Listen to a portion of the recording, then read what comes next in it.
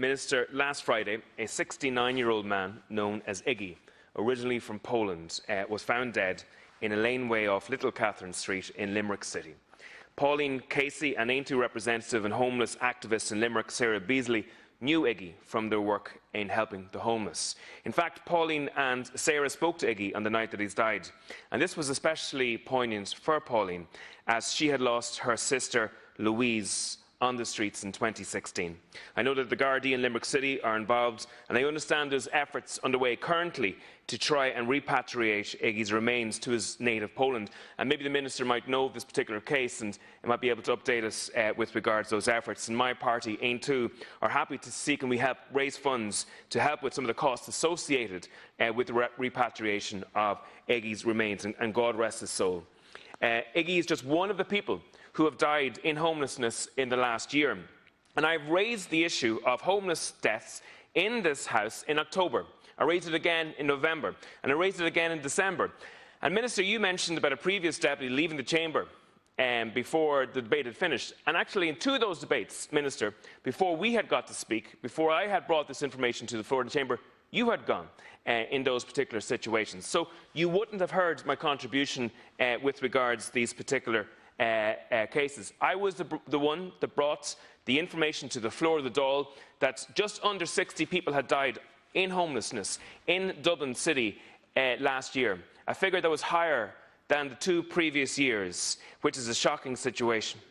Now, I raised the issue, and a RTE journalist had a camera in front of you on a site where houses were being built, and that journalist asked you a question in relation to the figures that I had brought to the Dáil that day. And you had responded to say that you would investigate, you would hold an investigation into the deaths that have happened in Dublin in homelessness in the last year. So I'd like to find out, first of all, where stands that investigation?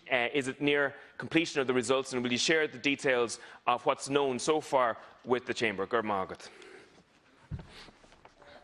Thank you, Deputy Tóibín, and thank you for your questions. I think the Deputy will understand why I won't refer to a specific case, but every death in homeless services is an absolute tragedy. In the case that he specifically referenced, obviously my condolences and that of the government go to that gentleman, his family, and indeed his friends.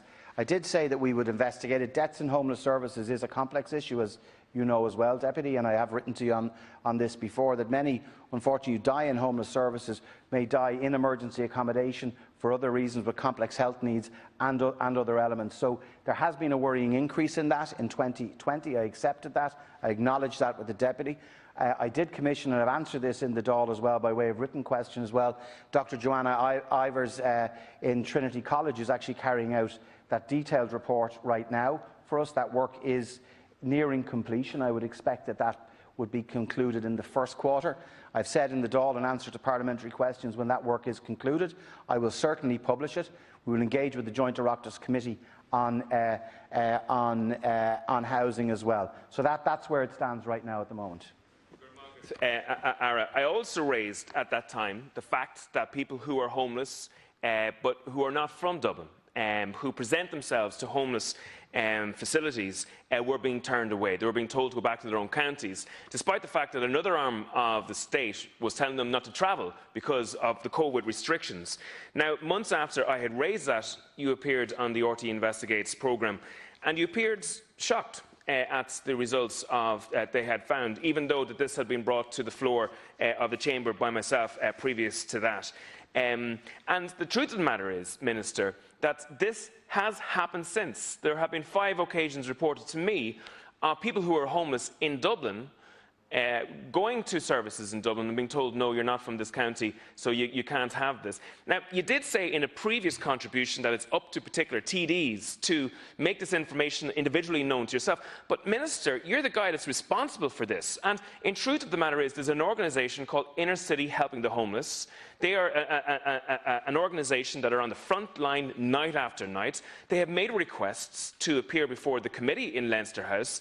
They have, I believe the opposition TDs on that committee have requested that they appear before the committee, but I believe the Fianna Fáil, Fine Gael and the Green TDs have actually refused access to Inner City Helping the Homeless. to appear before that committee with this type of information. I also asked you, Minister, how many people from the rest of the 26 counties and the other 25 counties have died in homelessness in the last year. In the response to the parliamentary question, Minister, you said you didn't know. You said that those figures didn't exist. Now, honestly, Minister, for an issue of this importance, pleading ignorance isn't a reasonable response from a minister.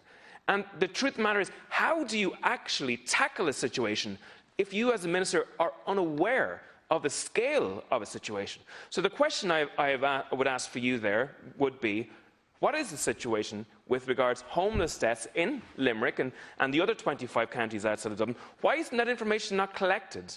And the other question I've asked you previously is, when are we going to have the standardisation of services throughout homelessness within the state? Because there's a very varied difference with regards to provision of services for homeless people. And that's one of the reasons why many people sleep in tents, sleep on the streets night after night. Can you answer those two questions, please? Minister. I'll do my level best. I'm not sure whether, just to try to answer Deputy Tóibín's questions, no one is operating with any degree of ignorance here at all, I can assure you of that. I've answered you in relation to homeless deaths already. In relation to local connection, by the way, and it wasn't, you did raise that issue in the Dáil, it wasn't just on foot of what you had raised. We changed that process and I instructed all local authorities, not just in Dublin, from the 9th of December. 7th of December I announced it, followed up by letter on the 9th. Local connection is not a barrier to anyone accessing emergency accommodation. I chair a homeless task force myself with our homeless partners and agencies, people like DePaul, like Dublin, like Simon Communities, Focus Ireland and others, indeed the DRHE.